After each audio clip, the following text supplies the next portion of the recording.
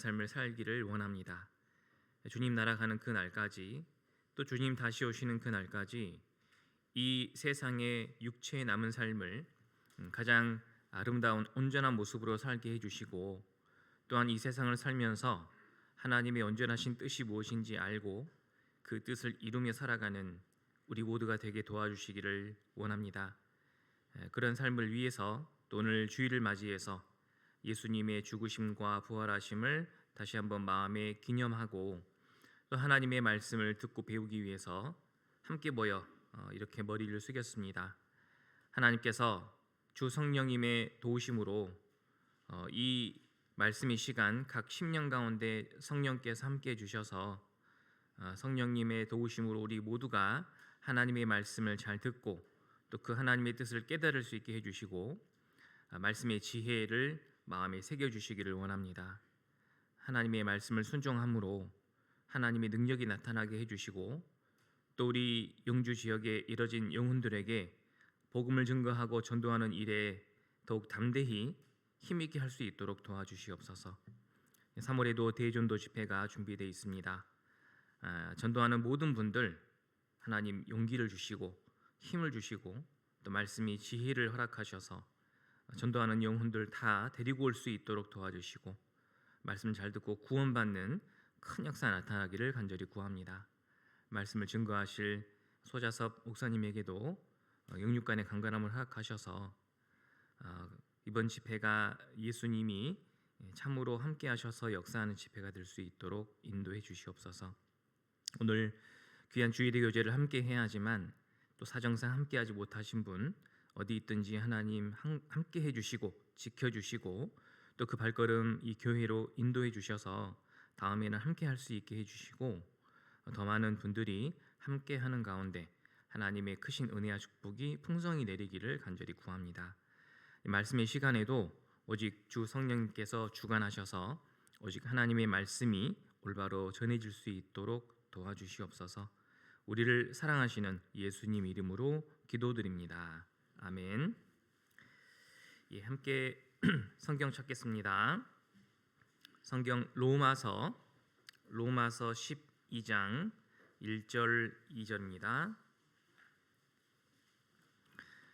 신약 성경 255페이지 로마서 12장 1절 2절입니다. 로마서 12장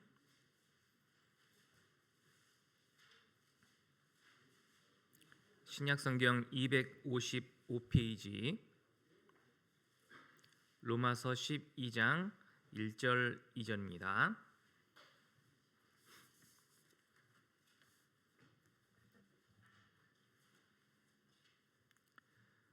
찾으셨으면 같이 읽겠습니다. 그러므로 형제들아, 내가 하나님의 모든 자비하심으로 너희를 구원하노니 너희 몸을 하나님이 기뻐하시는 거룩한 산 제사로 드리라. 이는 너희의 드릴 영적 예배니라.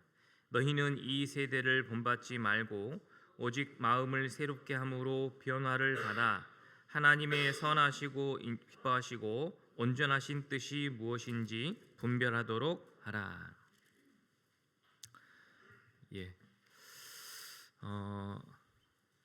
얼마 전에 눈이 많이 왔는데 이제 날씨가 좀 더 포근해져서 그런지 눈이 이제 거의 다 녹은 것 같습니다. 물론 봉화 지역, 산간 지역은 아직 많이 안 녹았지만 그래도 이제 봄이 더 가까이 오는 것 같아서 안심이 됩니다. 그래도 환절기 건강에 유의하셔서 또 교회 나오시는데 신앙생활 하시는데 어려움 없도록 해주시면 좋겠습니다. 그리고 오늘 그 찬양대회가 가장 많은 인원이 또 이렇게 올라오신 것 같은데 어떻게 찬양대회 좀 많이 발전이 있습니까? 세 분만 대답하시네요. 뭐 찬양, 은혜로운 찬양도 감사드립니다. 오늘은 하나님이 기뻐하시는 거룩한 산 제사라는 제목으로 함께 말씀을 배워보겠습니다. 구원받은 사람은 소유권이 어디에 있는지를 알고 사는 게 좋습니다. 하나님을 알기 전에는, 그러니까 구원받기 전에는 모든 인생의 소유권이 나 자신이었죠. 그래서 인생도 내 것, 나에 관련된 모든 것이 다 내 소유였습니다. 그런데 구원받은 사람은 그 소유권이 달라진 겁니다. 왜 달라졌냐면, 모든 사람은 죄 가운데 태어나서 죄를 짓고 살다가 결국 그 인생 끝에 죽음으로 끝나는 것이 아니라 죽음 이후에 하나님께 그 죄에 대한 심판을 반드시 받게 됩니다. 그러면 죄에 대한 심판을 받으면 그 죄값을 치르기 위해서 죄의 형벌을 지옥에서 영원히 받아야 됩니다. 이런 죄인의 운명이 나에게도 틀림없이 이루어질 일이었지요. 그래서 나도 죽고 나면 반드시 심판받고 영원한 지옥에서 죄의 형벌을 받아야 됩니다. 그 지옥에서 건져 주실 수 있는 유일한 방법은 오직 예수 그리스도뿐입니다. 그래서 예수님이 그 죄값을, 그러니까 내 모든 죄값을 예수님이 피로 치르신 거예요. 예수님의 피는 죄 없는 사람의 피, 죄가 전혀 없으신 예수님이 모든 사람의 모든 죄를 담당하셔서 그 죄값을 치러 주신 겁니다. 그래서 우리가 내 모든 죄값을 대신 치르지 않아도 되고 예수님이 다 치러 주셨으니까 지옥에 가지 않아도 되는 겁니다. 죄 용서를 받은 것이죠. 그리고 이제 지옥에서 건진받은 사람을 구원받았다라고 하는데, 구원받은 사람은 지옥에 가지 않고 이제 영원한 천국에서 영원한 삶을 살아가게 될 겁니다. 그런데 이제 구원받은 사람은 그 죄값을 대신 치러주신 하나님이 예수님의 피값으로 우리를 사셨다라고 말씀하십니다. 그래서 고린도전서 6장 19절 20절에 보시면 너희는 너희의 것이 아니다 이렇게 분명히 말씀하시죠. 사실은 우리가 구원받기 전에도 내 모든 인생은 내 것이 아닙니다. 그걸 모르고 살다가 하나님 말씀을 듣고 하나님을 확실히 알고 구원을 받고 나서 그걸 확실히 알게 된 거죠. 사실 내 몸과 몸 안에 살고 있는 내 영혼도 하나님이 허락하시지 않으면 이 세상이 절대로 태어날 수 없는 겁니다. 생명도 모든 생명의 근원 원천이 하나님인 거예요. 그런데 구원을 받고 나서 보니까 이제 내 모든 몸과 영혼은 지옥에 갈 수밖에 없었는데 그 몸과 영혼을 핏값을 주고 또 사셨다라고 말씀하셔요. 그래서 지옥 갈 수밖에 없는 영혼이 천국으로 옮길 수 있게 구원받은 겁니다. 그렇기 때문에 소유권은 명백하게 하나님인 거예요. 그리고 너희는 너희의 것이 아니라 값으로 산 것이 되었으니 이렇게 말씀하셨거든요. 하나님은 지옥 갈 수밖에 없는 내 모든 인생을 값을 주고 사신 겁니다. 뭘 주고 사셨겠습니까? 예수님이 핏값을 주고 사신 거예요. 그래서 고린도전서 6장 20절 말씀 후반에 뭐라고 되어 있냐면 그러므로 너희 몸으로 하나님께 영광을 돌리라. 이제 내 몸 있잖아요. 이 몸은 하나님 겁니다. 그걸 아시고 사셔야 돼요. 아직까지도 내 몸, 그러니까 내 몸으로 살아가는 이 세상의 모든 삶, 내 인생이 아직도 내 것인 줄 알고 계신 분이 있는데 내 것이 아닙니다. 하나님이 예수 그리스도의 핏값을 주고 사신 거예요.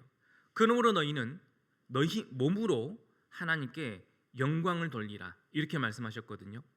이제는 내 몸으로 나를 위해 사는 것이 아니라 하나님을 위해 살아야 됩니다. 그걸 성경에서는 하나님의 영광을 위해서 산다라고 하는 거예요.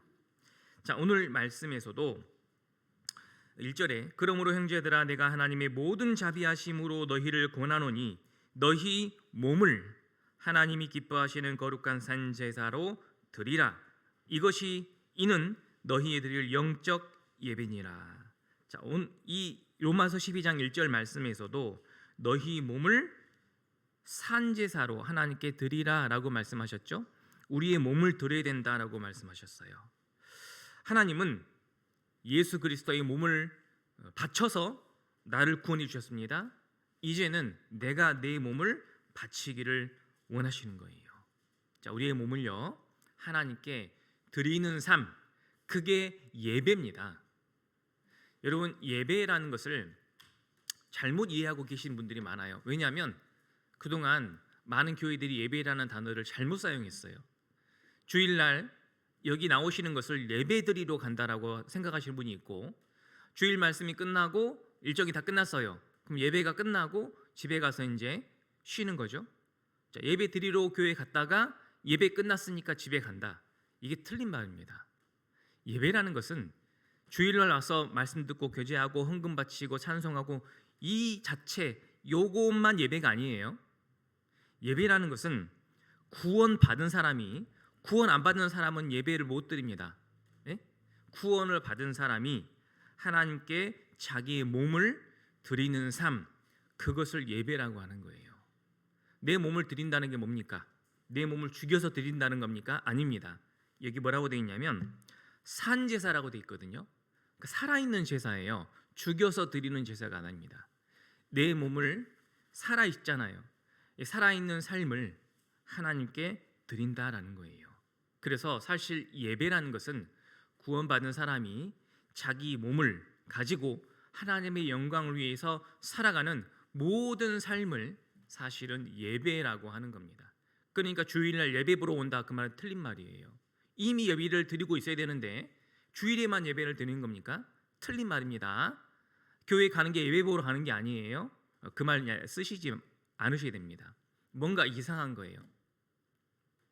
그래서 주일은 말씀 들으러 간다라고 하시면 됩니다. 하나님 말씀 들으러 오시는 거예요. 또 교회 교제가 있잖아요. 교제하러 간다라고 하시면 되는 겁니다. 자, 그런데 하나님은 내 몸을 받으시기를 원합니다. 우리 몸으로 하나님께 산제사를 드리는 거예요. 사실 그래서 우리 몸이 하나님 것이니까 몸 관리를 잘 해야 될까요? 잘 하지 말아야 될까요? 몸 관리를 잘 하셔야 됩니다. 이 몸은요 하나님 거예요. 그동안은 뭐 건강이고 뭐고 그냥 내 몸 내 것이니까 뭐 잘 돼도 그만 안 돼도 그만 함부로 내 몸을 사용했다면 이제는 내 몸을 함부로 사용하시면 안 됩니다. 하나님께 산채로 드려야 될 거예요. 하나님은 그 몸을 받으십니다. 그래서요 우리의 몸 관리를 잘 하셔야 됩니다. 건강 관리를 잘 하셔야 돼요. 우리 몸이 튼튼할 수 있게 유지하셔야 됩니다.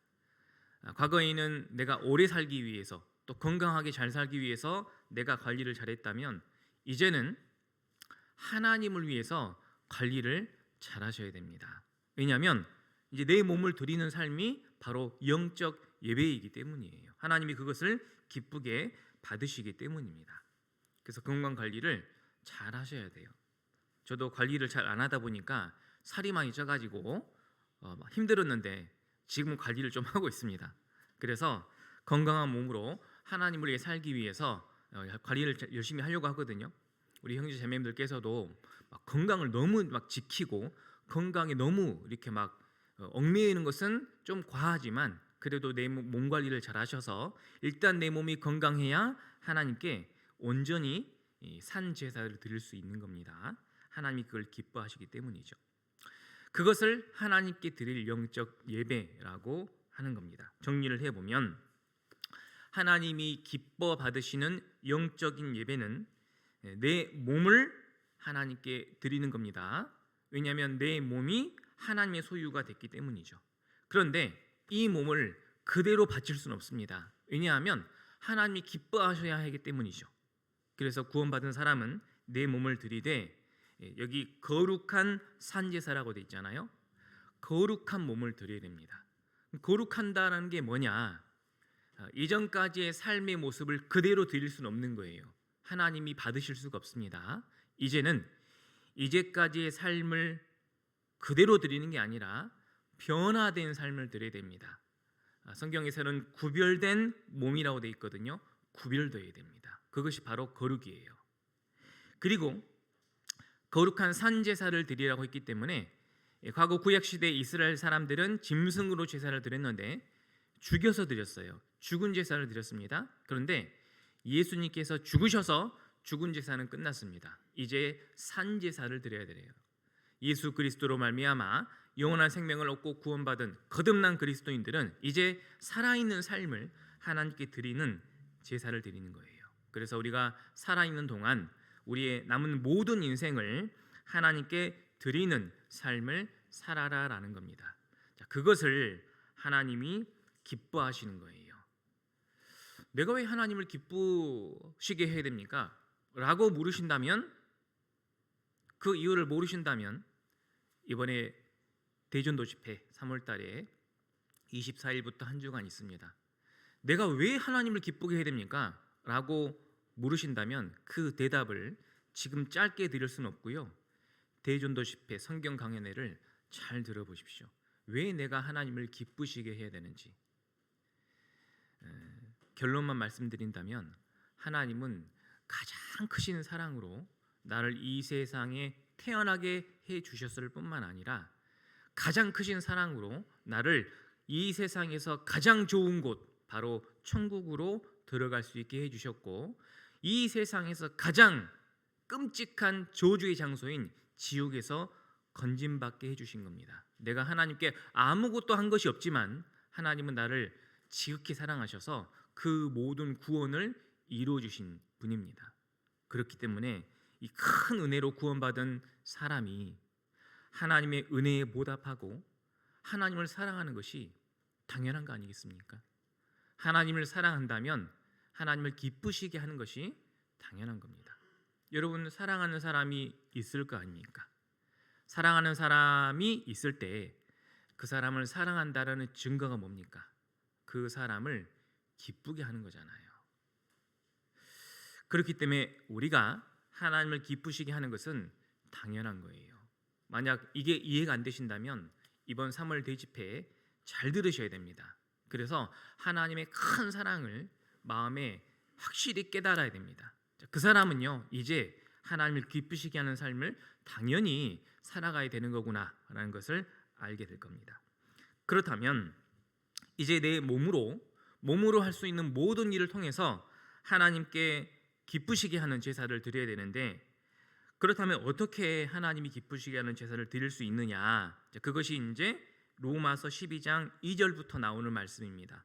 자, 이렇게 하나님께 제사를 드리는 거예요. 하나님을 기쁘시게 하는 제사입니다. 자, 2절에 너희는 이 세대를 본받지 말고 오직 마음을 새롭게 함으로 변화를 받아 하나님이 선하시고 기뻐하시고 온전하신 뜻이 무엇인지 분별하도록 하라. 먼저 하나님께 기뻐하시는 제사를 드리기 위해서는요, 이 세대를 본받지 말고, 이 말씀부터 시작하잖아요. 이 세대를 본받으면 하나님이 기뻐하시지 않습니다. 자, 이 세대는 이 세상 사람, 세상의 모습을 말하는 거예요.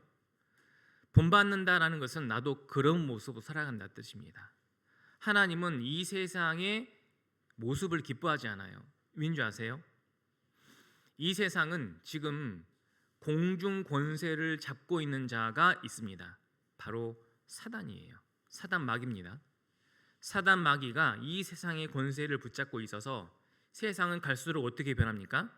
갈수록 악해지고, 갈수록 끔찍해지고, 갈수록 무서운 죄들이 많이 나타나고, 자꾸 이렇게 변하는 거예요. 그런데 사람들은 이 세상을 어떻게 생각하냐면 갈수록 재미있고, 갈수록 화려하고, 갈수록 즐거운 세상, 살만한 세상, 이렇게 생각하는 거예요. 이상하죠? 세상이 갈수록 악해지고 끔찍해지고 큰 죄들이 많이 늘어나고 있는데 사람들은 살만한 세상, 즐거운 세상, 화려한 세상, 자꾸 이렇게 생각한다고요. 자, 그러니까 하나님은 그 모든 것을 알고 계시기 때문에 구원받은 그리스도인이 이 세대를 본받고 이 세상 사람과 똑같이 살아가는 것을 기뻐 받으실 수 없다 그 말입니다. 우리는 이 세상 사람들과 구별돼야 돼요. 구별이 뭡니까? 딱 보면 안다 그 말이에요. 이 사람이 세상 사람인지 구원받은 사람인지, 이 사람이 지옥 갈 사람인지 천국 갈 사람인지 딱 보면 아는 거예요. 그렇다면 세상 사람들이 나를 봤을 때 자기와 똑같은 부류의 사람인지 아니면 진짜 하나님을 믿고 신앙생활을 올바로 하는 사람인지 딱 보면 알아야 됩니다. 그런데 세상 사람들이 나를 보는데 내가 그리스도인인 줄 모른다. 그러면 구별되지 않은 거예요. 그래서 주일날 교회 가는 것을 세상 사람이 알았습니다. 이렇게 말할 수 있죠. 너도 교회 다녔어? 이렇게 물어보면 심각한 겁니다.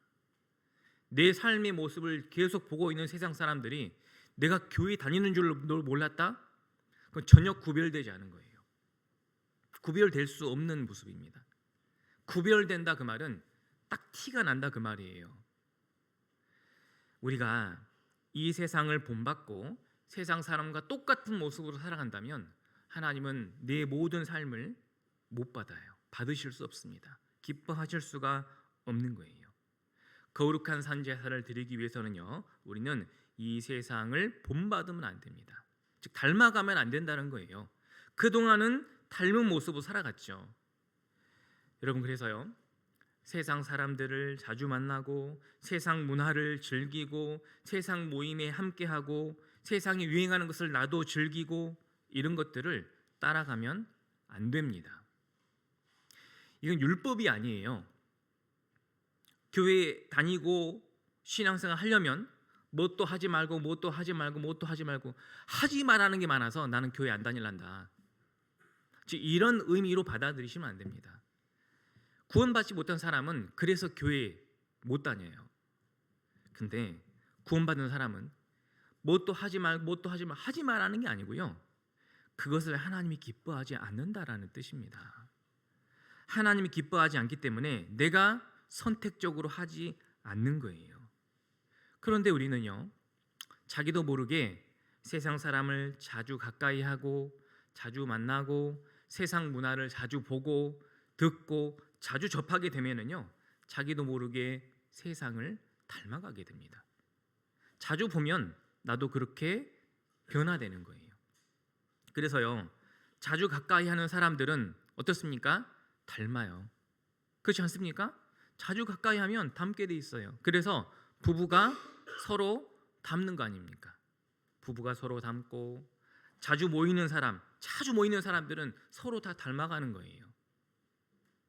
그래서요, 세상 사람을 자주 가까이 하면 말투도 닮고 옷차림도 닮고 또 사상도 닮아가고 바라는 소망도 다 닮아가게 되는 거죠. 그런데 이 세상 사람들의 말투, 옷차림, 사상, 소망은 하나님과 또는 하나님 나라와 전혀 상관없는 것들입니다. 만약 구원받은 그리스도인들이 그런 삶을 살아간다면 하나님이 그 사람을 어떻게 받아주실 수가 있겠습니까? 그래서요, 세상과 구별돼야 돼요. 그것을 성경에서는 이 세상을 본받지 말아라 라고 말씀하신 겁니다. 이 세상은요, 본받을 것이 아닙니다. 그럼 세상 사람과 전혀 딴판으로 살아가는 말이냐? 그것이 아닙니다. 그러니까 그러면은 이 세상을 본받지 않으려면은 저 산속에 들어가서 혼자 살아야 되겠네요. 그리고 뭐 씻지도 말고 사람 만나지도 말고 그런 말이 아닙니다. 이 세상에 있는 모든 것은 내가 감사함으로 받으면 버릴 것이 없는 거예요. 그래서 하나님이 허락하신 세상 가운데 정상적인 모습으로 살아가면 됩니다. 식사하고 사람 만나고 일하고 또 누릴 수 있는 세상을 누리되 이 세상을 닮아가려 해서는 안 된다 그 말이에요. 그럼 누구를 닮아가야 됩니까? 하나님을 닮아가려 하면 됩니다. 이 세상을 자꾸 닮아가려면 하나님과는 멀어지게 되고요, 하나님을 닮아가려 하면 자연적으로 이 세상과는 멀어지게 되는 거예요. 세상에 모임이 많고 세상 일이 많아서 세상 만나는 사람이 많은데 이런 사람들을 어떻게 안 만나고 어떻게 모임을 끊을 수 있습니까? 일부러 하려고 하면 안 되거든요. 그런데 하나님을 가까이 하려고 해보십시오. 그러면 자연적으로 끊어집니다.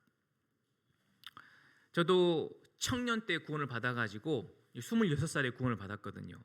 그 이전까지는 어떻게 살았을까요? 세상에 낙이 뭐 있습니까? 사람들 만나서 즐기고 놀고 열심히 즐기고 술 마시고 자꾸 만나고 그런 게 인생의 낙이었잖아요. 그런데 구원을 받고 딱 보니까 하나님 안에서 사랑 안에서 구원받은 형제 자매들과 사는 이 삶이 가장 행복하고 즐거운 삶이라는 걸 알았잖아요. 알고 나서 다시 모임 나가니까 너무 불편한 거예요. 재미가 하나도 없어요. 할 말도 없고 무슨 말을 해도 안 어울려요. 이상하죠? 달라진 것은 구원받은 것밖에 없어요. 그런데 세상 사람들 모임 불과 일주 전, 한 달 전만 해도 그 안에서 같이 즐기고 마시고 취하고 그렇게 살았는데 근데 구원받고 나서 보니까 불편하다는 거예요. 불편하면 갑니까? 안 가는 거예요. 모임을 일부러 끊으려고 한 게 아니라 불편해서 안 가는 거예요. 그래서요, 이 세상을 본받지 말아야겠다라는 기본적인 마음이 필요합니다. 그럼 누굴 본받느냐? 하나님을 본받으면 됩니다. 하나님을 가까이 하면 하나님을 본받게 되겠죠?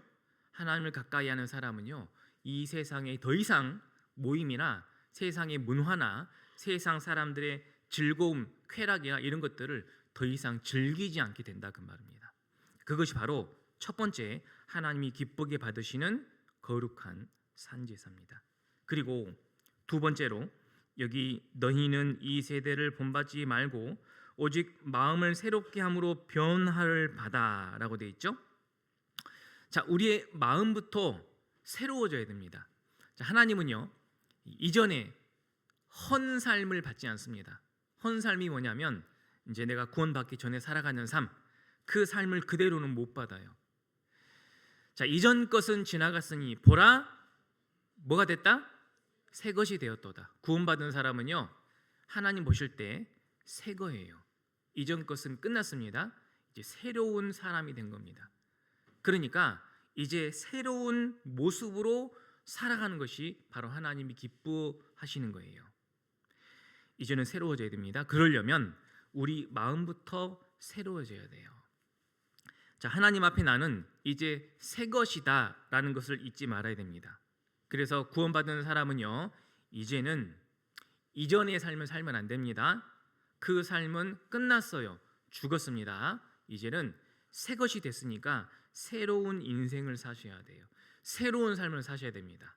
마음이 새로워져야 돼요. 그래서 구원받기 전에 우리가 부르던 노래는 주로 무슨 노래를 불렀죠? 무슨 노래 불렀습니까? 주로 구원받기 전에는 뽕짝, 뭐는 트로트, 유행가 이런 걸 불렀죠. 이제는요 그거 말고 새 노래를 불러야 됩니다. 영혼이 죽어 있다 살아났거든요. 영혼의 호흡이 뭐냐면 그게 기도 그리고 찬송입니다. 이제 우리의 호흡으로 하나님을 찬양하는 노래를 불러야 됩니다. 그것을 새 노래라고 하는 거예요. 그러니까 사실은 구원받은 사람의 모든 삶은요 다 새 거예요. 여러분 새 것이 있으면 좋습니까? 안 좋습니까?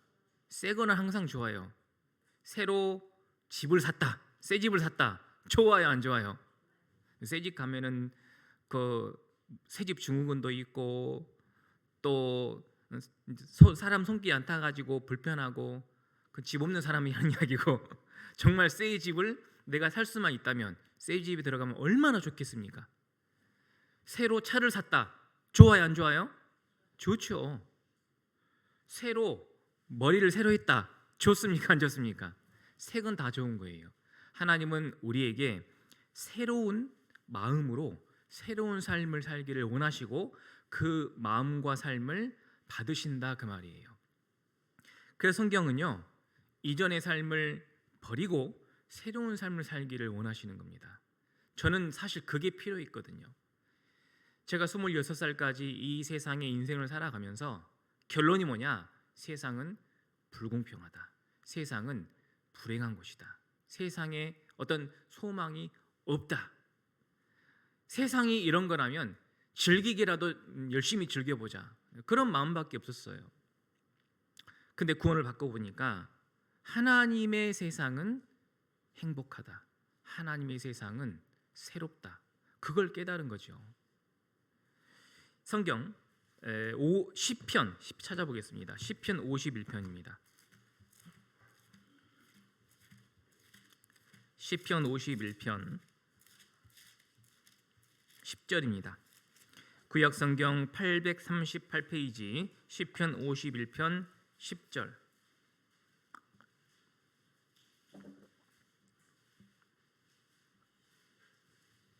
시편 51편 10절.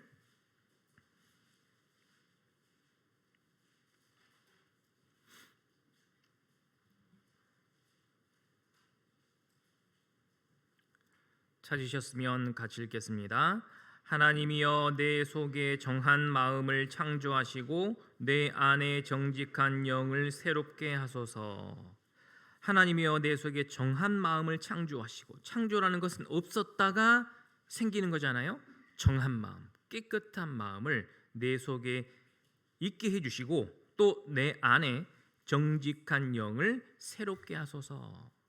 그러니까 새로운 마음과 새로운 생각, 이것이 필요합니다. 다윗은 이 시편은 하나님 앞에 큰 죄를 짓고 나단 선지자를 통해서 그 죄를 책망받고 회개하는 시편입니다.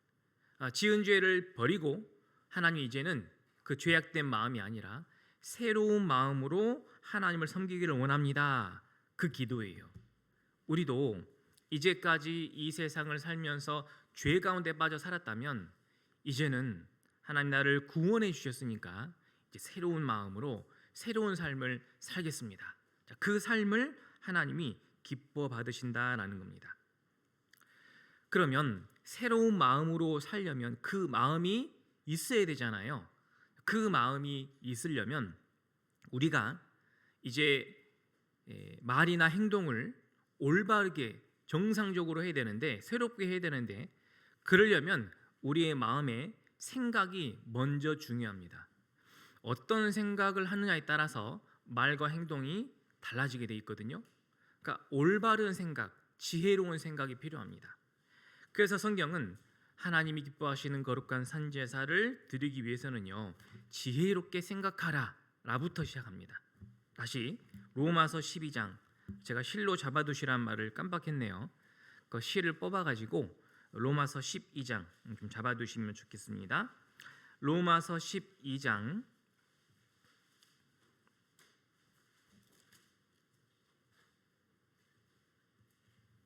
3절입니다.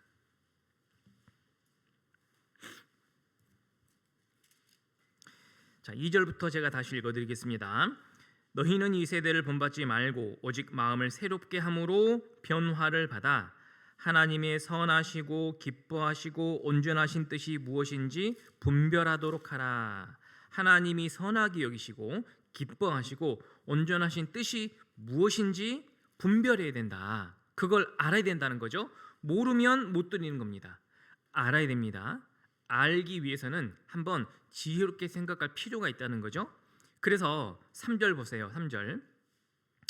내게 주신 은혜로 말미암아 너희 중 각 사람에게 말하노니 마땅히 생각할 그 이상의 생각을 품지 말고 오직 하나님께서 각 사람에게 나눠주신 믿음의 분량대로 지혜롭게 생각하라.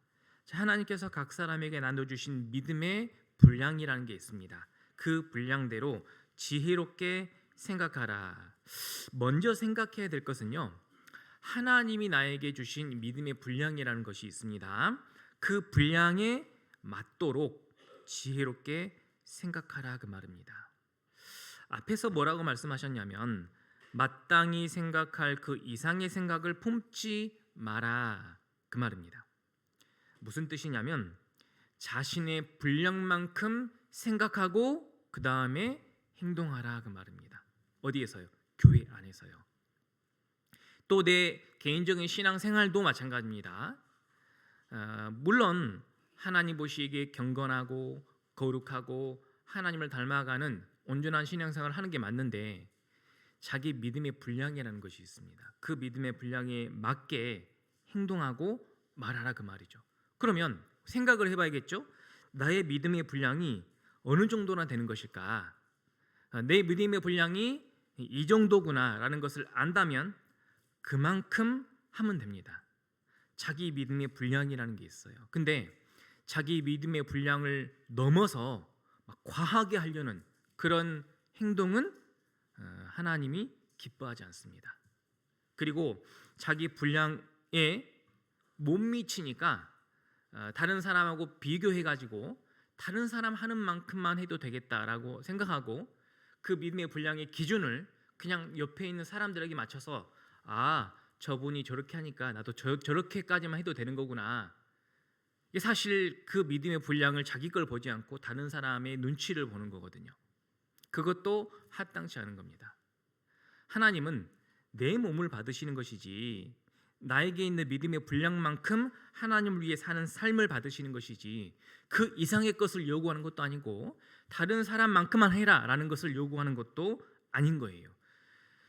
각 하나님께 드리는 제사는 각 사람이 하나님께 드리는 것이지 단체로 드리는 것이 아니다 그 말입니다. 그러니까 내 믿음의 분량이 어느 정도인지 지혜롭게 생각할 필요가 있고 여기서 중요한 건 한 가지가 그 이상의 것을 넘어서 하면 안 된다 그 말입니다. 그걸 뭐라고 하냐면 교만이라고 하는 거예요.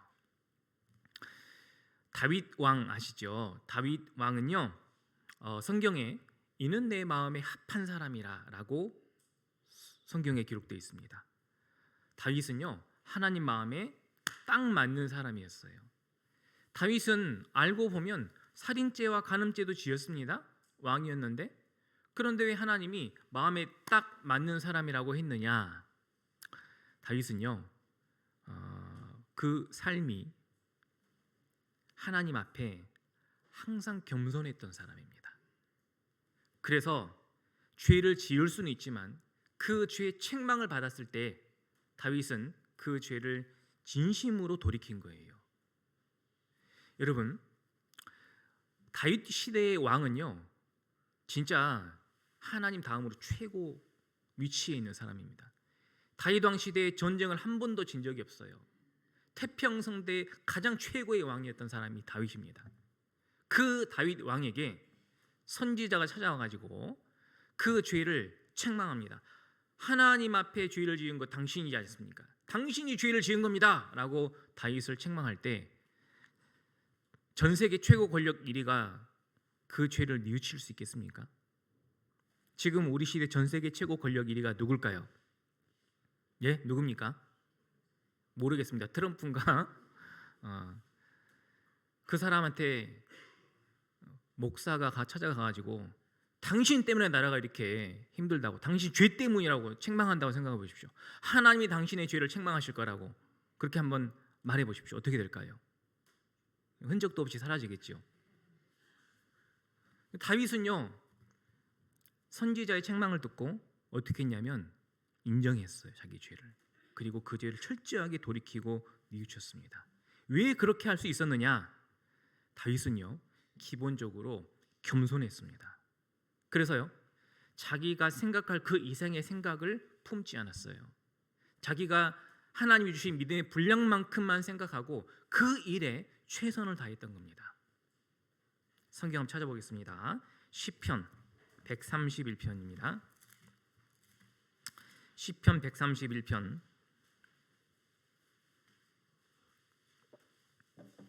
1절입니다. 구약 성경 899페이지 시편 131편 1절.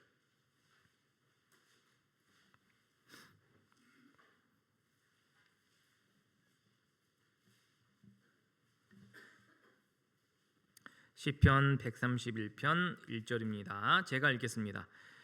여호와여 내 마음이 교만치 아니하고 내 눈이 높지 아니하오며 내가 큰 일과 미치지 못할 기이한 일을 힘쓰지 아니하나이다. 다윗의 시편이거든요. 근데 다윗은 내 마음이 교만치 아니하고 내 눈이 높지 않습니다.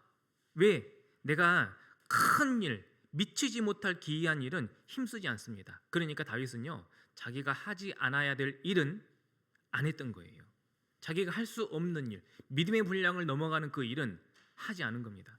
우리는 하나님 앞에 내가 뭔가를 드릴 때 무조건 큰 거, 무조건 좋은 거, 무조건 열정적인 거, 무조건 이렇게 자기 생각대로 분에 넘치도록 하는 것이 맞다라고 생각하지만 그게 자기를 교만하게 만들 수 있습니다. 그런데 다윗은요, 항상 교만치 않기를 원했거든요. 다윗의 기도인 거예요. 어떻게 해야 되느냐? 내가 미치지 못할 기이한 일은 힘쓰지 않는다. 내가 할 수 있는 것 범위 안에서 최선을 다한다. 하나님은 그것을 기쁘게 받으시는 것이고, 이것이 바로 시편 131편은요 다윗의 그 신앙의 비결이에요. 다윗의 신앙이 이 시편 131편 안에 잘 녹아져 있는 겁니다. 다윗의 기도이면서 다윗의 신앙의 철칙이었고, 그 신앙의 비결이 바로 이 첫 번째가 교만치 않는 것, 겸손입니다. 내가 큰 일을 하려고 하는 게 아니라, 내가 할 수 없는 일을 하려고 하는 게 아니라, 내가 할 수 있는 믿음의 분량대로 지혜롭게 생각해서 그 일을 최선을 다해서 충성을 다해서 살아갈 때 하나님은 그 삶을요 기쁘게 받으시는 거예요. 그래서 하나님의 마음에 다윗이 딱 합한다, 딱 맞다라고 말씀을 해주신 겁니다. 그렇다면 나도 내 믿음의 분량을 알아야 될 거 아닙니까? 자, 내 분량을 어떻게 알 수 있느냐? 자, 내 분량을 알 수 있으려면은 하나님이 나에게 무엇을 맡겨주시는지 그것을 보면 됩니다. 그래서요, 하나님은요 나에게 뭔가를 맡겨주실 때 구원 받자마자 맡겨주시지 절대 않습니다. 자, 구원을 딱 받자마자 어떤 자매님이 구원을 받았어요. 받자마자 너무 감사하거든.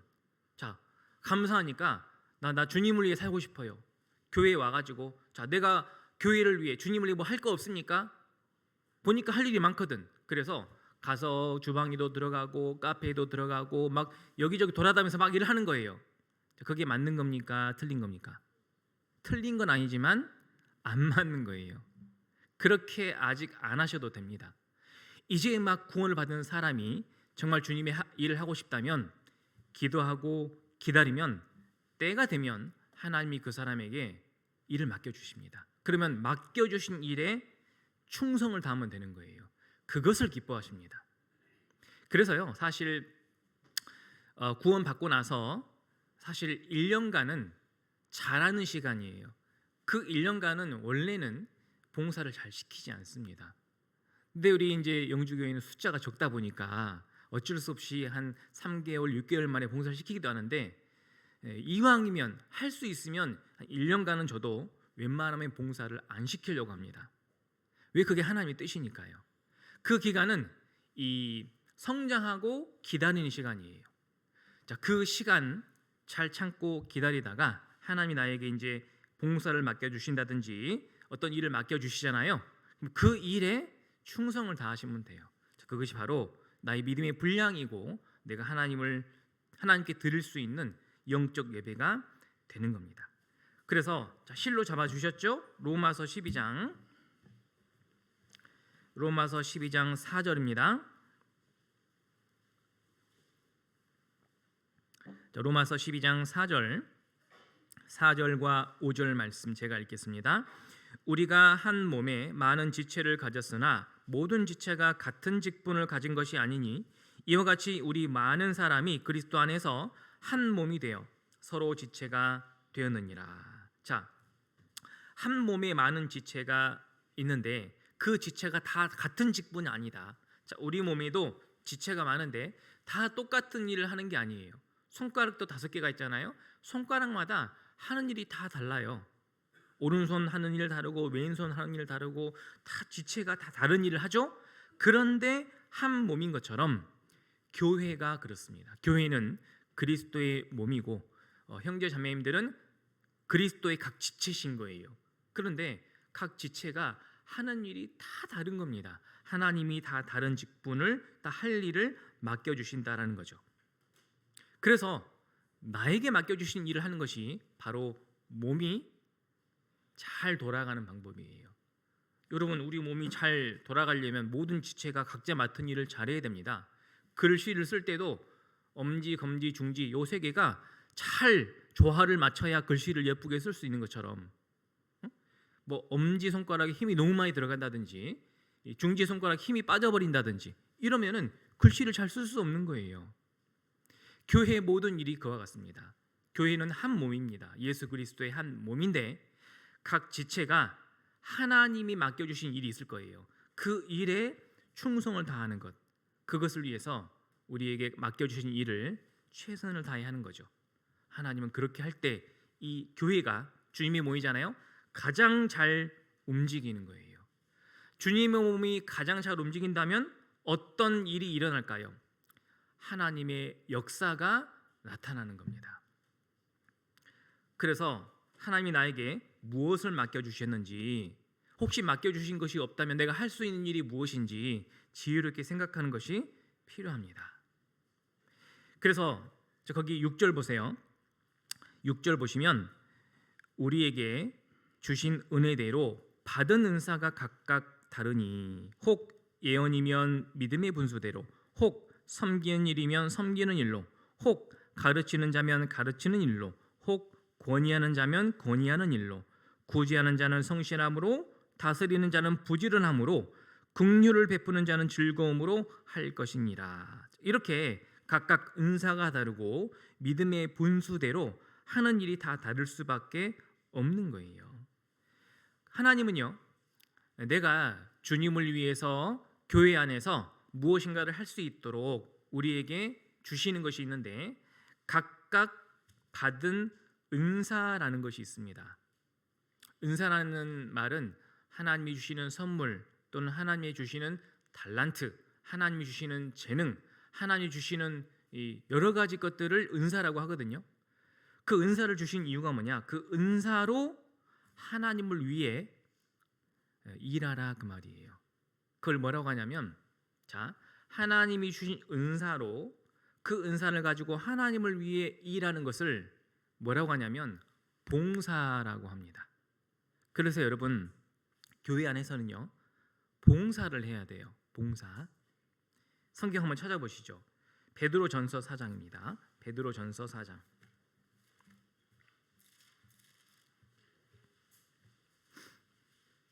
베드로전서 4장 10절입니다.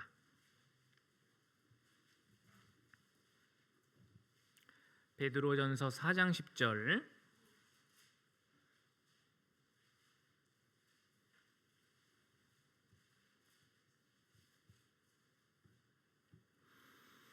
신약성경 381페이지 베드로전서 4장 10절 말씀. 찾으셨으면 같이 읽겠습니다. 각각 은사를 받은 대로 하나님의 각양 은혜를 맡은 선한 청지기 같이 서로 봉사하라. 자, 하나님은 각각 은사를 받은 대로 하나님의 은혜를 맡은 선한 청지기 같이 교회 안에서 함께 봉사하라라고 말씀하셨죠.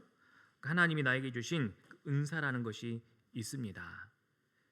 그래서요, 교회 이제 이렇게 구원받고 나오시면 때가 되면은요, 하나님이 이제 봉사를 맡겨 주셔요. 그래서 어떤 분은 교사를 하기도 하고, 어떤 분은 찬양대를 하기도 하고, 어떤 분은 방송부, 미디어 선교, 뭐 소식지 여러 가지 봉사를 맡겨 주시는데, 나는 나온 지 좀 됐는데 아직 맡겨 주신 봉사가 없어요. 아니요, 있습니다. 뭐가 있냐면 구역 봉사가 있어요. 구역에서 각 구역별로, 오늘도 식사 준비했거든요. 식사 준비하실 때 우리 구역에서 같이 나오셔야 돼요. 구역에서 그 식사 조에 따라서 같이 나오셔서 같이 준비하시면 됩니다. 그게 봉사예요. 자, 나에게 그 일이 맡겨졌다면 최선을 다해야 되는 거예요. 그래서 주일날 몇 시까지 나와야 되고, 그 봉사를 하기 위해 사전에 뭘 준비해야 되고, 또 음식 준비할 때 주방에서 어떻게 무엇을 해야 되고, 그것을 최선을 다해 하는 것, 그것이 봉사예요. 특별히 뭐 찬양대, 뭐 교회학교 이런 봉사가 없다 할지라도 구역에서 각 조에서 할 수 있는 그 봉사를 열심히 하면 됩니다. 자, 그것이 하나님이 기쁘시게 받으시는 거예요. 그래서 오늘도 주일을 맞이해서 성도들을 위해서 정성껏 음식을 준비하신 그 모든 행동은, 모든 봉사는 하나님이 다 기쁘게 받으신 겁니다. 그리고 또 구역별로 우리 또 청소할 수 있는 시간이 있거든요. 그러면 또 구역 식구들과 함께 교회당을 깨끗하게 청소하는 것도 봉사입니다. 자, 그것은 우리 모든 성도님들에게 다 구역에 포함되어 계시잖아요. 똑같이 부여하신 봉사예요. 그래서 교회를 청소하고 화장실 청소도 하고 계단 청소도 하고 이렇게 잘 꾸미고 청소하는 것은 하나님이 각 사람에게 맡겨주신 봉사가 맞다라는 거죠. 그래서 생각해 보면은요, 내가 같은 구역에 속해 있기 때문에 구역 식구들과 할 일이 많아요. 제가 제 눈에는 지금 할 일이 굉장히 많거든요. 제가 스스로 혼자 할 수 있지만 하지 않고 기다리는 거예요. 주변을 잘 돌아보세요. 할 일이 많습니다. 제가 혼자서 아무 말 없이 하면 저만 봉사하는 거잖아요. 저만 하나님께 드리는 게 되잖아요. 저는요, 우리 형제 자매님들이 함께 같이 봉사로 하나님께 드리기를 사실은 기다리고 있는 겁니다. 그러니까 오늘 1층하고 4층이 이제 우리가 쓰는 공간이잖아요. 한번 잘 둘러보십시오. 구역 식구들끼리 할 일이 많다니까요. 잘 생각해 보세요. 그것을 하나님이 기쁘게 받으시는 겁니다. 그리고 나에게 맡겨주신 이 봉사를 하나님이 맡겨주신 것이기 때문에 이것을 할 수 있으면 내 최선을 다해서 해야 됩니다. 뭔가 열성이 있어야 돼요. 왜냐하면 하나님은 그 봉사를 통해서요, 사실은 이 교회 역사가 나타나는 거예요. 우리가 뭘 하나를 하려고 해도 봉사자가 없이는 안 됩니다. 근데 봉사자들이 자기 맡은 일을 정말 열심히 해주시잖아요. 그러면 그 일들이 잘 될 수밖에 없거든요. 그럼 그 가운데 하나님이 능력으로 하나님이 그 역사를 나타내 주시죠. 그래서 예를 들면 대전도 집회를 하면은요, 정말 수많은 봉사가 있습니다. 그 봉사를요, 내가 땀 흘리고 피곤하지만 좀 더 힘을 내고 이렇게 하다 보면 하나님이 그걸 기쁘게 받으신다는 걸 알아야 돼요. 그럼 그게 끝이 아닙니다. 그 봉사를 통해서요, 대전도 집회에 많은 역사가 나타나고 특별히 구원받는 역사가 나타나서 한 사람이 구원받을 때 하나님이 진짜 기뻐하신다는 거 아시죠? 하나님은 하늘에 있는 의인 100명보다 이뤄진 양 한 마리가 구원받는 것을 더 기뻐하신다라고 말씀하셨듯이 이번 대전도 집회를 통해서 한 사람의 영혼이 구원받으면 그걸 너무너무 기뻐하시거든요. 근데 그 한 사람의 영혼이 우리 영주교회 식구들의 이 봉사가 기본 바탕이 돼가지고 이 봉사로 말미암아 영혼이 태어났다. 그게 하나님의 영광이 되는 겁니다. 그래서요, 우리의 봉사는 하나님이 기쁘게 받으시는 거룩한 산제사가 되는 겁니다. 자, 그걸 위해서, 그 봉사를 위해서요, 아마 각 사람에게 그 믿음의 분량에 맞도록 나눠주신 은사가 있고 직분이 있고 맡겨진 일이 있는 거예요. 그걸 뛰어넘어서 하려고 안 하셔도 됩니다. 남들 하는 만큼 해야지, 아니 그렇게 안 하셔도 되고요. 나에게 맡겨주신 그것에만 충성을 다하면 되는 거예요. 그리고 나에게 주신 것이 많이 있어요. 잘 생각해 보시면 은사뿐만 아니라 나에게 믿음의 분량대로 또 각 사람에게 기본적으로 주신 것들이 많이 있거든요. 그것도 하나님께 드리는 겁니다. 자, 하나님이 우리에게 뭔가를 주시는 이유는 그것을 다시 받기를 원하시기 때문이에요. 하나님이 나에게 가장 큰 사랑을 주신 것은 하나님은 그 사랑을 나를 통해서 받기를 원하시는 겁니다. 하나님은 나의 사랑을 받기를 원하셔요. 하나님은 나에게 시간이라는 걸 주셨습니다. 자, 오늘이라는 시간 누가 주셨습니까? 오늘이라는 시간을 누가 주신 겁니까? 하나님이 주신 거예요.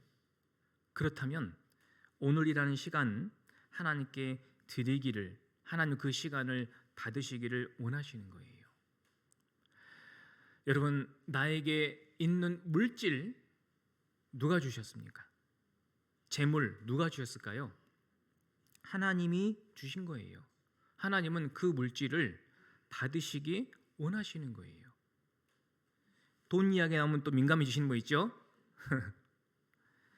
나에게 주신 것이 하나님의 것이라는 것을 안다면 하나님은 그걸 기뻐 받으실 뿐만 아니라, 잘 생각해 보세요.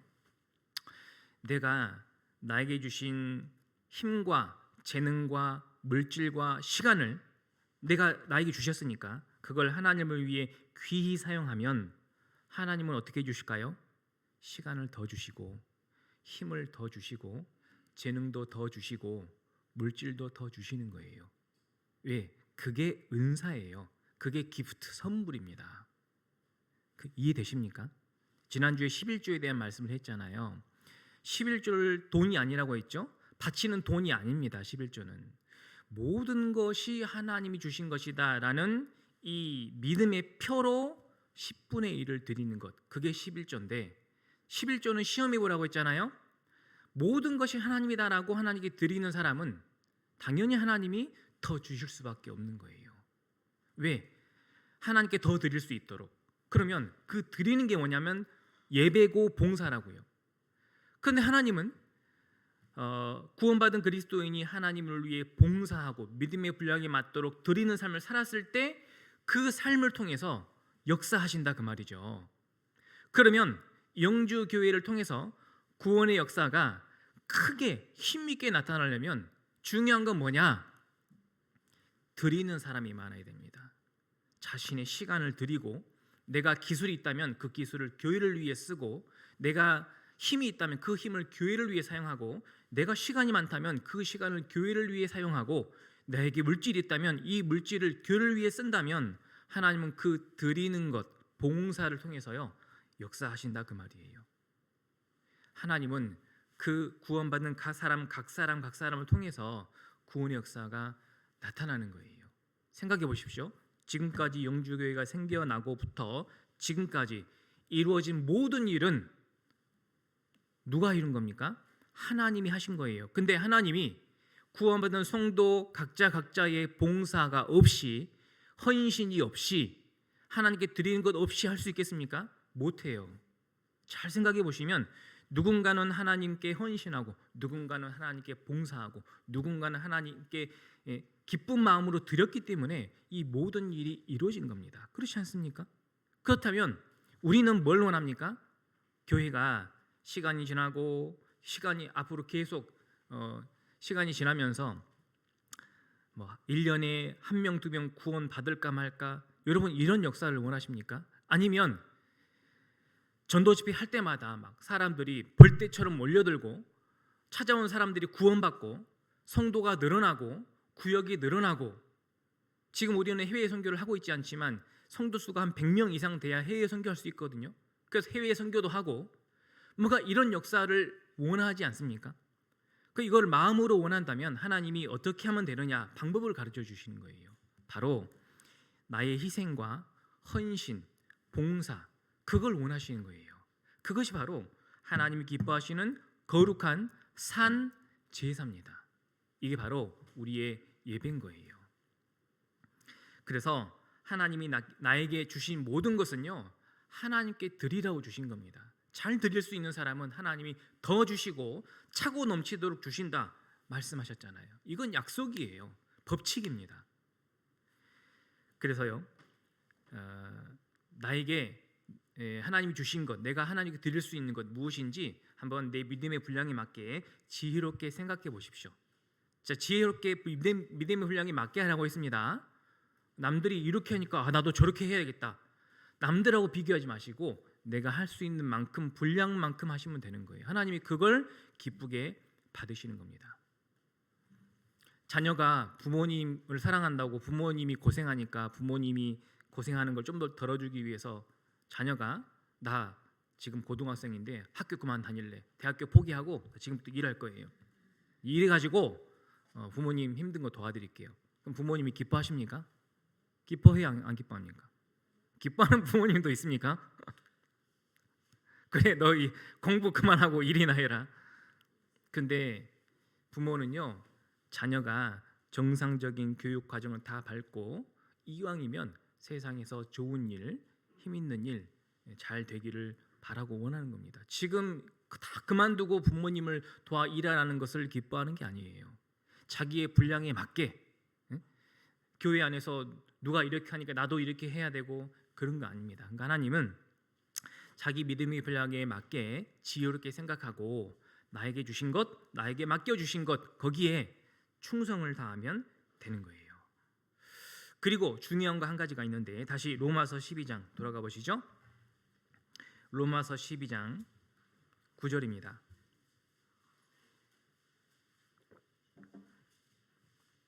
로마서 12장 9절 또 제가 읽겠습니다. 사랑엔 거짓이 없나니 악을 미워하고 선에 속하라.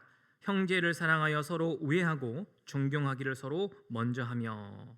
사랑엔 거짓이 없나니 악을 미워하고 선에 속하라. 자, 사랑에는 거짓이 없다.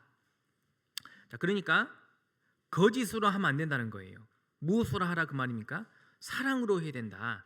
하나님께 드려지는 모든 희생, 헌신, 봉사 이것은요 하나님을 사랑하는 마음으로 해야 됩니다. 그래서 10절에 형제를 사랑하라고 했잖아요. 형제를 사랑하라 그 말은 옆에 있는 형제 자매 성도님들을 사랑해야 된다 그 말입니다. 서로 우애하라고 했죠. 서로 잘 지내라 그 말이에요. 그리고 존경하기를 서로 먼저 하며, 존경이라는 것은 상대방을 존중한다는 거죠. 그게 사랑입니다. 다들 잘하고 계시거든요.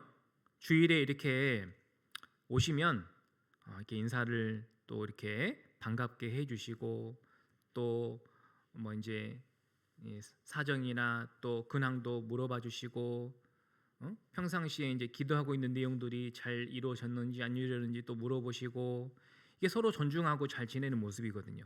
중요한 것은 사랑도 있어야 됩니다. 특히 봉사나 내가 교회를 위해 뭔가를 드리고 헌신할 때에는 반드시 사랑이 전제가 돼 있어야 됩니다. 사랑하는 마음으로 해야 됩니다. 왜냐하면 사랑이 없으면요 아무것도 아니고 아무 일도 일어나지 않습니다. 내가 열심히 하고는 있는데 이게 사랑으로 한 게 아니에요. 그냥 내 의의를 세기 위해서 이렇게 해야 되니까 열심히는 하지만 일하면서 사랑은 없어. 열심히 하는데 안 맞는 부분들을 사랑하지 않고 보듬어주지 않고 비판하고 판단하고 함부로 말하고 행동하고 그러면 그 사람의 열심과 봉사를 통해서는 아무 일도 일어나지 않는 거예요. 그리고 여기 사랑엔 거짓이 없다고 했죠. 사랑을 하지 않으면 하나님은 거짓된 것으로 봅니다. 받으실 수가 없겠죠. 열심히 하지만 사랑이 없으면 받을 수 없는 거예요. 그러니까 사랑이 먼저다 그 말입니다.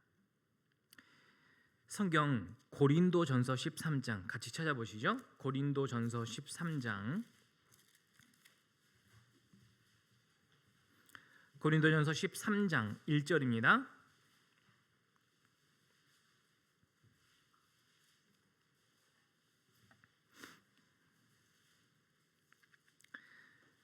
신약성경 278페이지 고린도전서 13장 1절 1절부터 3절까지를 제가 읽어드리겠습니다. 내가 사람의 방언과 천사의 말을 할지라도 사랑이 없으면 소리나는 구리와 울리는 꽹과리가 되고 내가 예언하는 능이 있어 모든 비밀과 모든 지식을 알고 또 산을 옮길 만한 모든 믿음이 있을지라도 사랑이 없으면 내가 아무것도 아니요 내가 내게 있는 모든 것으로 구제하고 또 내 몸을 불사르게 내어줄지라도 사랑이 없으면 내게 아무 유익이 없느니라. 그러니까 사랑이 없으면 무슨 믿음이 있고 무슨 짓을 하고 뭐 불사르게 내어줄지라도 아무리 뭔가를 잘 하고 있을지라도 사랑이 없으면 아무 유익도 없고 아무것도 아닌 겁니다. 무슨 뜻이냐면 하나님이 받으실 수가 없고 받으실 수 없다는 것은 아무 일도 일어나지 않는다라는 거예요. 하나님이 그걸 받아야 능력이 나타나는 겁니다. 안 받으시면 아무 일도 안 나타나는 거죠. 그러니까 사랑이 없으면은요 아무리 노력하고 열심히 해도 다 아무것도 아닌 겁니다. 헛수고예요. 그러니까 가장 기본이 바로 사랑하는 마음 그것입니다. 먼저는 내가 하나님께 기쁘시게 하고 하나님께 뭔가를 드리는 이유는 첫 번째 하나님을 사랑하기 때문이고 하나님을 사랑하는 사람은 형제자매와 서로 사랑을 주고받는 겁니다. 형제자매 그리고 교회를 사랑하는 마음으로 내가 봉사하고 헌신하고 열심히 한다면 하나님 그것을 정말 기쁘게 받으실 뿐만 아니라 그 받으신 것을 가지고 하나님은 능력을 베푸신다 그 말이죠. 그래서 사랑이 가장 중요합니다. 자, 이 사랑이 꼭 있어야 됩니다. 여러분, 사랑은 모든 허물을 가리우느니라라고 말씀이 있습니다. 교회는 사랑이 없으면 모든 허물이 드러날 수밖에 없어요. 그래서요, 이런 말 들어보셨죠? 교회에서는 더 조심해야 돼. 왜? 작은 말에도 상처받고 상처받으면 오래가고 잘 아물지도 않고 교회는 더 조심해야 돼. 그런데 만약 교회에서 사랑이 풍성해진다면 그럼 어떻게 될까요? 그런 허물들이 안 보이는 것, 가려지는 거죠. 그럼 그 풍성한 사랑은 어디에서 나오는 걸까요? 그러니까 누구누구 형제 자매 나 좀 사랑해봐. 누구누구 형제 자매 사랑 좀 해. 사랑이 거기에서 나오는 겁니까? 사랑은 여기에서 나오는 거예요. 나한테 나오는 겁니다. 내가 사랑하면 상대방이 사랑하든 안 하든 상관없습니다. 내가 사랑하면 그 사랑으로 허물이 다 덮어지는 거예요. 사랑은 여기에서 나오는 겁니다. 내가 사랑을 주면 사랑은 특징이 있어요. 사랑은 절대 소멸되지 않습니다. 내가 사랑을 베풀면 사랑은 반드시 돌아옵니다. 돌아올 때 어떻게 돌아오는지 아시죠? 사랑은 배가 돼서 돌아오죠. 그게 서로 사랑 아니겠습니까? 우리 교회가 정말 사랑이 풍성한 교회가 되려면 내가 사랑하면 됩니다. 내가 사랑하면 내가 하는 모든 일이 하나님이 기뻐 받으시는 거룩한 산 제사가 될 것이고 또 그 사랑은 계속 돌아다니다가 나한테 2배가 돼서 3배가 돼서 나한테 다시 돌아온다는 거예요. 그 사랑이 꼭 있어야 됩니다. 그리고 이 사랑과 또 자기의 믿음의 분량에 맞게 지혜롭게 생각하는 그 생각과 또 자기의 맡겨진 모든 일들을 충실히 충성되게 하고 있다면 이제 그 일을요 하나님이 어떻게 하기를 원하냐면 열심히 하기를 원하십니다. 열심히. 결국은 하나님께 열심을 드려야 되는 거예요. 자, 로마서 12장 다시 돌아가 볼게요. 로마서 12장 11절입니다. 11절. 자, 이 말씀은 같이 읽겠습니다. 부지런하여 게으르지 말고 열심을 품고 주를 섬기라. 자, 한번 따라해 보시기 바랍니다. 부계열주. 이게 무슨 뜻인지 아시죠? 무슨 술 이름이 아닙니다.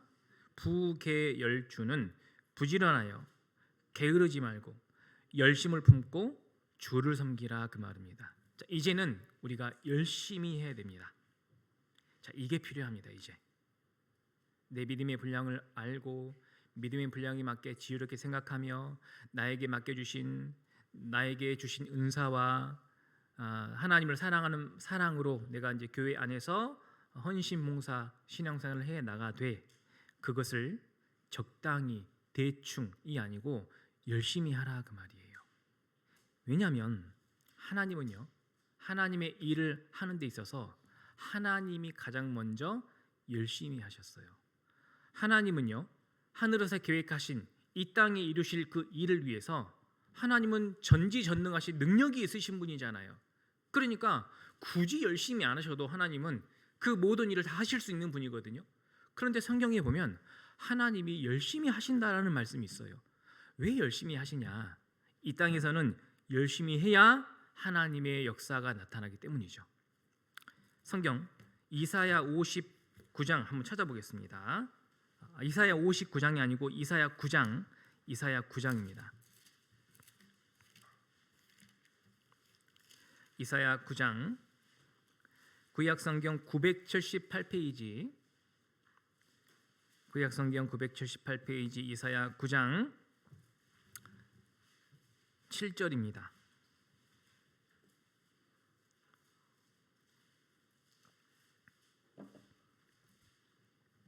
이사야 9장 7절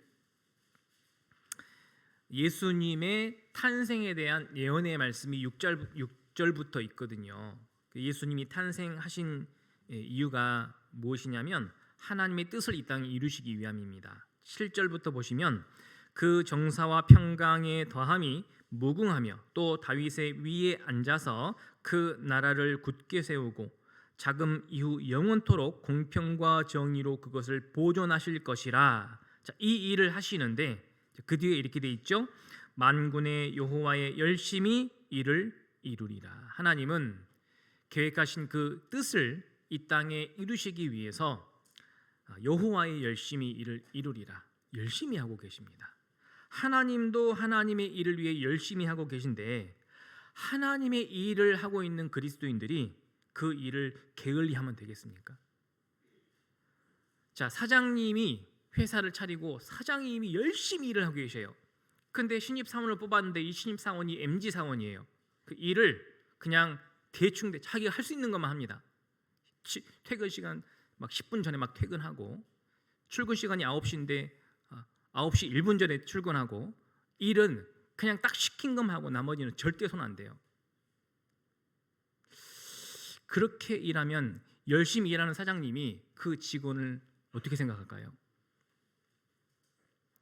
아마 안 맞다고 생각하고 그만 나오라고 하겠죠. 사장님이 열심히 하는데 직원 열심히 해야죠. 가장 만왕의 왕이신 주님께서 하나님께서 만왕의 왕이신 하나님께서 하나님의 일을 열심히 하고 계신데 우리는 하나님의 종 아닙니까? 하나님의 일을 하고 있는 하나님의 종들은 하나님의 일을 열심히 해야 되는 거예요. 여러분, 예수님이 이 땅에 오셔가지고 얼마나 열심히 사신 줄 아십니까? 그래서 예수님이 30살 즈음밖에 안 되셨는데 사람들이 나이 50도 못 된 사람이라고 그렇게 평가했거든요. 30살 먹었는데 50 좀 못되게 보인다 그 말을 들은 거예요. 얼마나 열심히 사셨으면. 예수님은요 하나님의 일을 하기 위해서 성경에 그렇게 되어 있습니다. 식사할 겨를도 없이 돌아다니셨다고 그러셨어요. 두루 돌아다니면서 선한 일을 행하셨다고 되어 있습니다. 예수님도 이 땅에서요 열심히 사셨어요. 그래서 하나님의 능력이 힘있게 나타났던 겁니다. 여러분, 하나님의 역사를 방해하는 사탄 마귀도요 어떻게 사는 줄 아세요? 열심히 삽니다. 여러분, 사탄 마귀도 열심히 산다니까요. 사탄 마귀도요 게으른 사람은 못 써요. 왜? 능력이 안 나타나니까.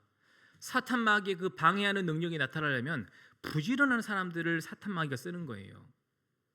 사탄도 성경에 보면 두루 돌아다니며 삼킬 자를 찾는다 그렇게 돼 있어요.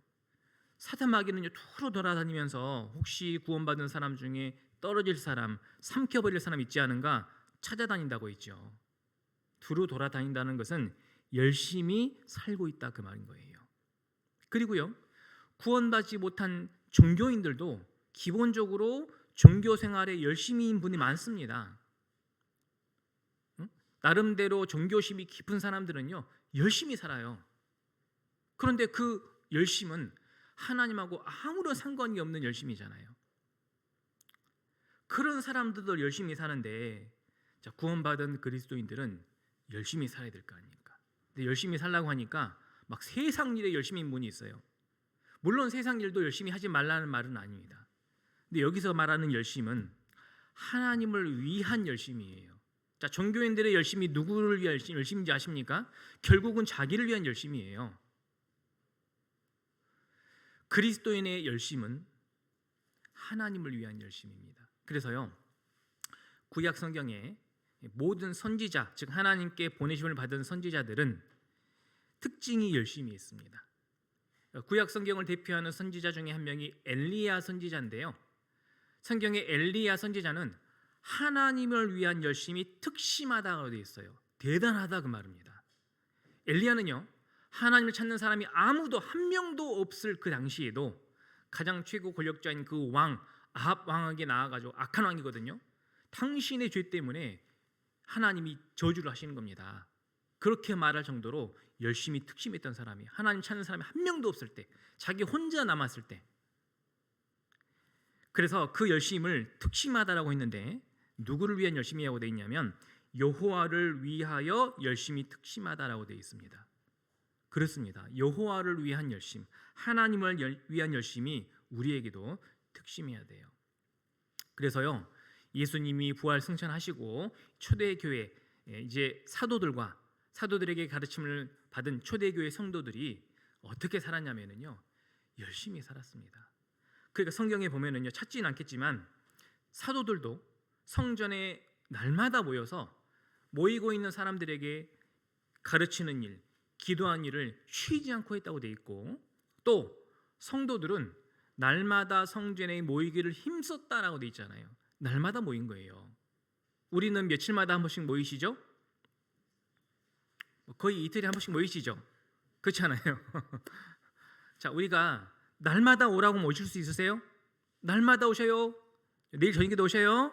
그 다음 날도 오시고, 수요일은 당연히 오시고, 그 다음 날 오전부터 오세요. 그 다음 날 밤에 오시고, 이렇게 자꾸 오라고 하면은 마음의 문제 될까 안 될까요? 뭔 모임이 이렇게 많아? 근데 초대교회는요, 모이라고 안 해도 알아서 날마다 모였어요. 말씀 듣고 기도하고 헌신하고 하는 일에 엄청 열심히 있었습니다. 얼마나 바치는 일에 열심히 있었냐면, 모이는 사람들끼리 재산을 다 갖다 바쳐가지고 다 모아가지고 나눠서 썼어요. 그럴 정도로 하나님의 일을 위한 열심이 있었다, 그 말이죠. 근데 지금도 그렇게 하라는 말은 아닙니다. 그 시대의 시대적인 분위기, 사회 현상들이 있었기 때문에 그 시대는 그렇게 할 수 있었지만, 우리 시대에는 그렇게까지는 못하죠. 못하지만 우리가 할 수 있는 믿음의 분량, 범위 안에서 나에게 열심히 있어야 된다, 그 말입니다. 사도 바울, 이제 구약 신약 성경을 대표하는 사도 중에 한 명이 이제 사도 바울인데요.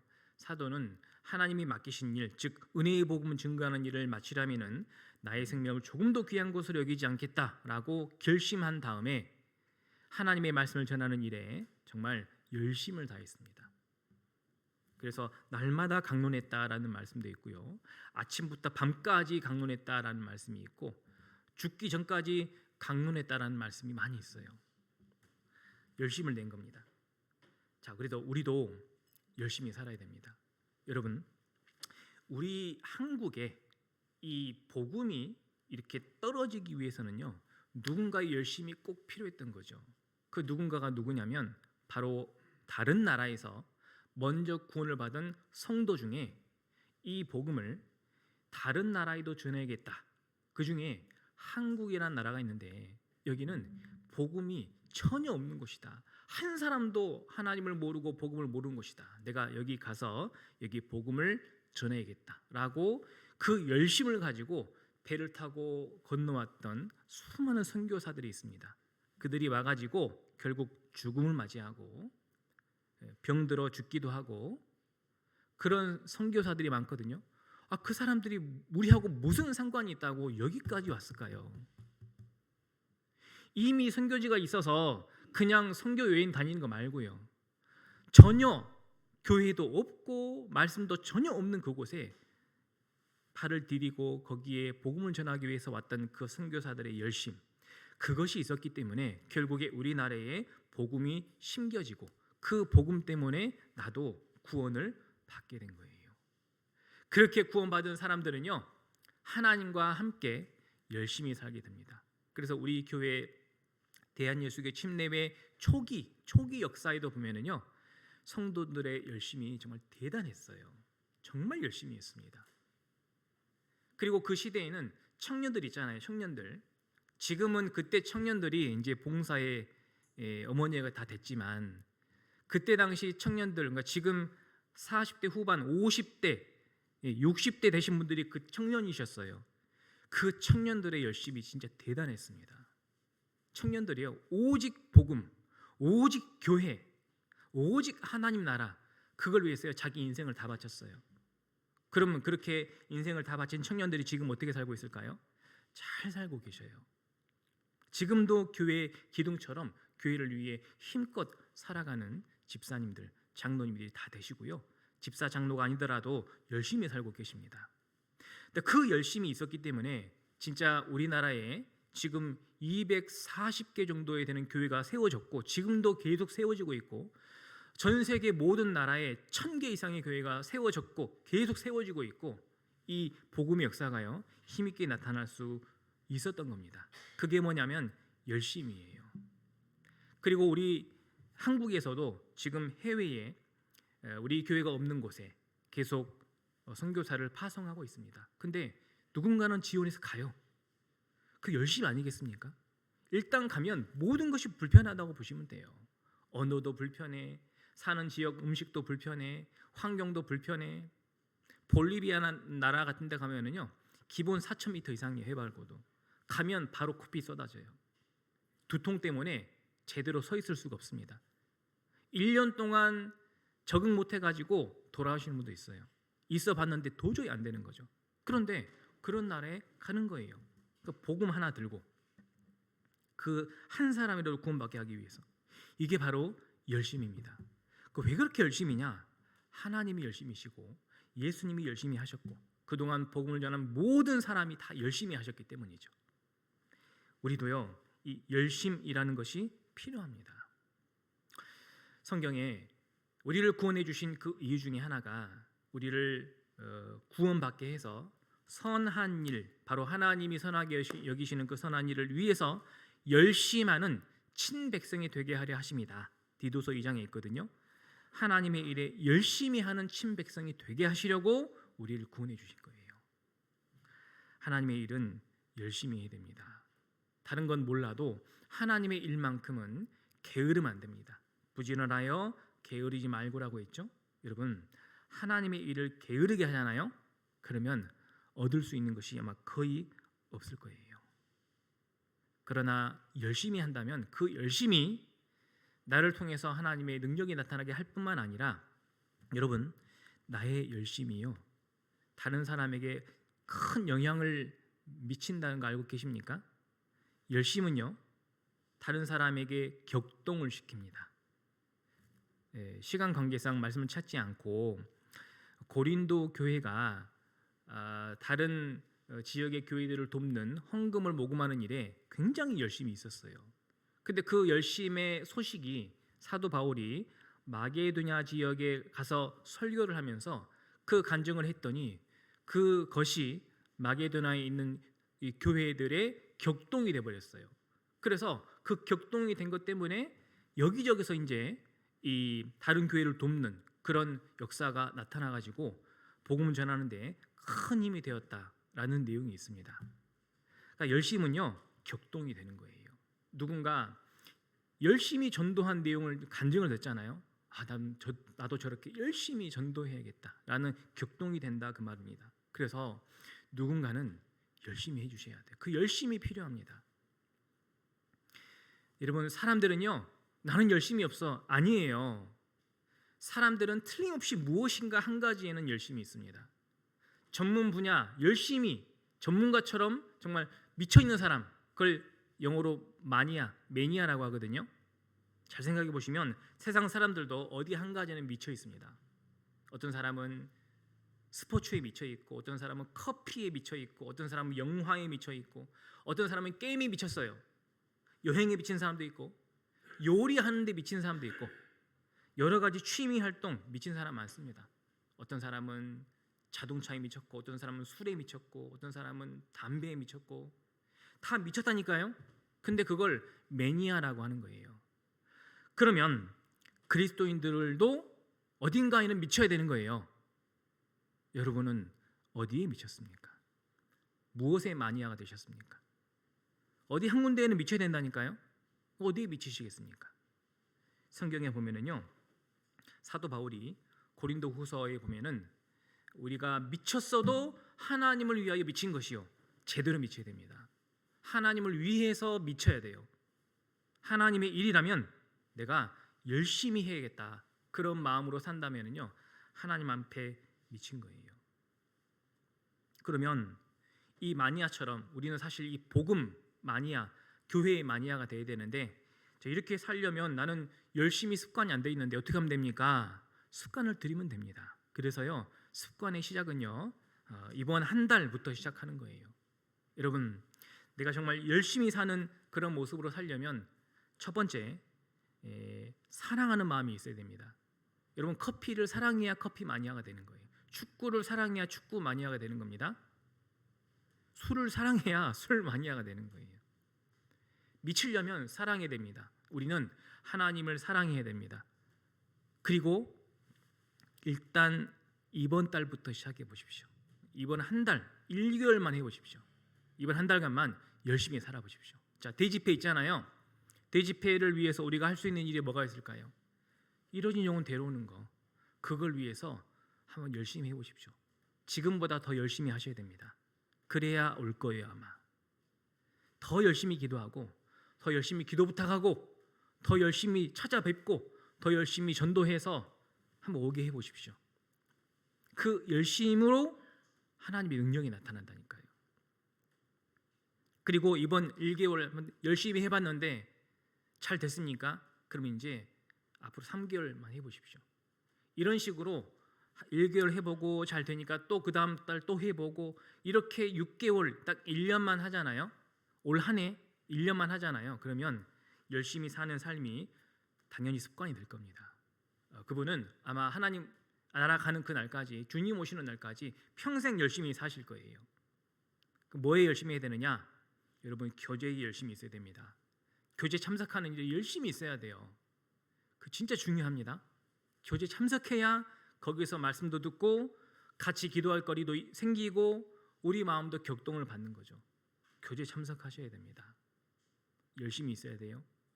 봉사하는 일 열심히 해야 됩니다. 적당히 대충이 아니고 열심히 하셔야 되고, 전도하는 일 열심히 하셔야 됩니다. 그래야 능력이 나타나요. 마지막으로 로마서 12장, 요 말씀 보고 마치겠습니다. 13절입니다. 로마서 12장 13절 같이 읽겠습니다. 성도들의 쓸 것을 공급하며 손 대접하기를 힘쓰라. 성도들의 쓸 것, 성도들이 교회 안에서 해야 되는 그 일들, 또는 손 대접, 손님 대접이죠. 이걸 힘쓰라고 했잖아요. 왜 이걸 힘쓰라고 했을까요? 이것도 열심히 해야 됩니다.